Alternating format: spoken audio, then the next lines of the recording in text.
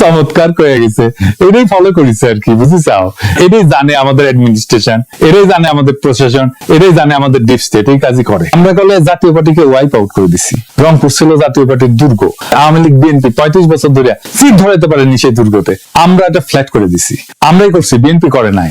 রংপুরে বিএনপি আওয়ামী লীগ কিচ্ছু করতে পারে নাই, সেখানে যে এনসিপি জামাত তাদের হারাই দিল, সেই এনসিপি জামাত দুর্বল না যে সারা দেশে হারে গেল? এই চিত্রটা, রংপুরের চিত্রই সারা দেশে হওয়ার কথা ছিল, হইল না, ডিপ স্টেট হইতে দিল না। এটা আসলে করার দরকার ছিল না, এই আকামটা করার দরকার ছিল না। ভোট খুবই সেন্সিটিভ জিনিস। মুজিব 1973 এই কিসিমের একটা নির্বাচন করে গাড্ডায় পড়েছিল। হাসিনা নির্বাচন না দিয়া এরকম কিসিমের নির্বাচন করে গাড্ডায় পড়েছিল। কাশ্মীর একটা নির্বাচনের ফল মানে নাই, এই জন্য অগ্নিগর্ভ হয়ে আছে কাশ্মীর না কতদিন থেকে।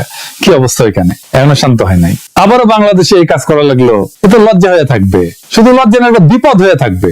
এই কালি গা থেকে যাবে না বিএনপির, এবং যারা ইঞ্জিনিয়ারিং করছে তাদের কাফারা দিতে হবে। এই জন্য যে জামাত এনসিপি তো কম ভোট পায় নাই, হিসাব করে দেখেন পার্সেন্টেজে এই লোকগুলোর উপেক্ষা করবেন কিভাবে? আপনি জিতলে অসুবিধা নাই, জিতেন, ভোট নিয়ে যেতেন, যতগুলো সিট জনগণ দেয় সে কটা নিয়ে খুশি থাকেন না। আপনার অ্যাবসলিউট মেজরিটি লাগবে, লিসে হাউস যেতে লিসে